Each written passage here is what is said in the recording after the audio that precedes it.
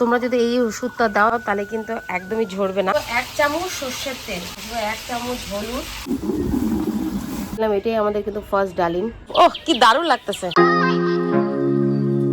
Hello friends, good morning. তো আজকে একটা অন্যরকম ভিডিও নিয়ে তোমাদের সামনে চলে এসেছি। আমাদের ছোট্ট একটা ডালিম গাছের চারা, এখানে কিন্তু অনেক ডালিম এসছে। আর এটা ফার্স্ট টাইম, যখন আমার বর গাছটা নিয়ে এসেছিল তখন একটা ধরেছিল, কিন্তু ওটা ঝরে গেছে, হয়নি।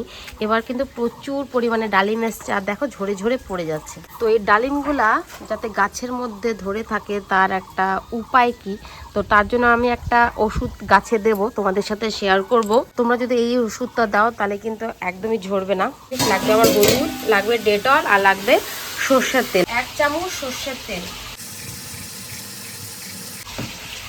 দিয়ে দিলাম, 1 চামচ, 1 চামচ হলুদ, আর দেবো 1 চামচ ডেটল, এটা দিয়ে দিই 2 চামচ, দিয়ে দিলাম 2 চামচ। এটা এখন সবকিছু আমি জলের সাথে মিক্স করব। তো কারো বাড়ি যদি স্প্রে বোতল থাকে তাহলে তো খুবই ভালো।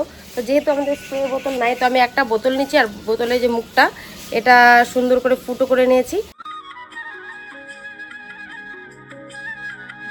তো আমি অন্যান্য গাছেও দিতে পারবো, শুধু ডালিম বলে না। আমাদের বাড়িতে কিউই গাছ আছে, লেবু গাছ আছে, যা যা গাছ আছে তো সব গাছে দিতে পারবো, ঠিক আছে। তো চলো এই যে ভরে নিলাম, চলো যাই দিই। তো এই যে দেখো কি সুন্দর, ওহ কি দারুণ লাগতেছে। দেখো কি সুন্দর হয়ে গেছে, পিচকারির মতন বেরোচ্ছে।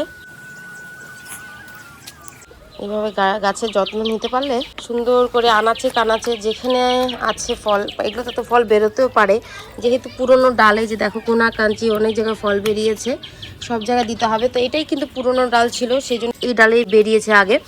তো এই ডালটায় বেরোয়নি, কারণ এই ডালটা পরে আমাদের বাড়িতে আনার পরে বেরিয়েছিল এই ডালটা। তো আমার মনে হয় এই বছর না হলে সামনের বার অবশ্যই এই ডালগুলোতেও হবে।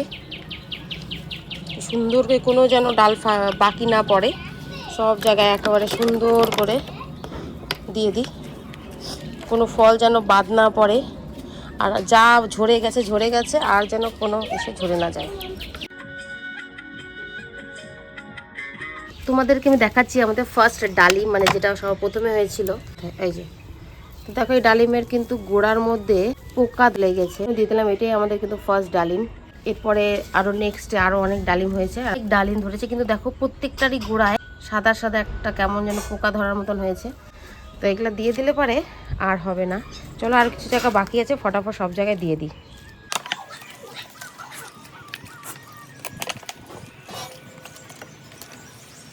কোনো জায়গা যাতে বাকি না থাকে, সুন্দর করে দিয়ে দেবো।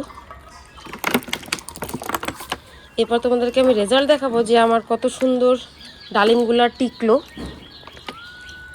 এরপর কিন্তু আমাদের কিউই গাছে দেবো। তো কিউই গাছের চারা আমাদের লাগানো হয়েছে, সেটাও ছোটোই, সেখানে এখনও যদিও ফল আসেনি, কিন্তু মাঝে মাঝে পোকা ফাঙ্গাস ধরে যায়। তো সেটা ধরলে তো গাছের ক্ষতি, তো সেই চেষ্টাই করছি এখন যাতে পোকা টোকা না ধরে। তো চলো সেই গাছেও লাগিয়ে দিই। আর একটু নিয়ে আসি, এখনও দেখো অনেকটাই শেষ হয়ে গেছে। তো কিউই গাছ, যারা কিউই খেয়েছো, কিউই তো এখনও অনেক ফেমাস, হলে তো পাওয়া যায়। এটা হলো কিউই গাছের চারা, এখনও এর মধ্যে ফল আসেনি, আসবে, আরও বড় হবে। তো দেখো কি সুন্দর নতুন নতুন কচি কচি পাতা বেরিয়েছে, কিন্তু মাঝে মাঝে কী হয়, পোকা ধরে যায়। তো এই যে দেখো পোকা ধরলে কেমন হয়ে যায় পাতাগুলো, তো এই পাতাগুলোর মধ্যেও দিয়ে দিব। তো চলো ফটাফট দিয়ে দিই।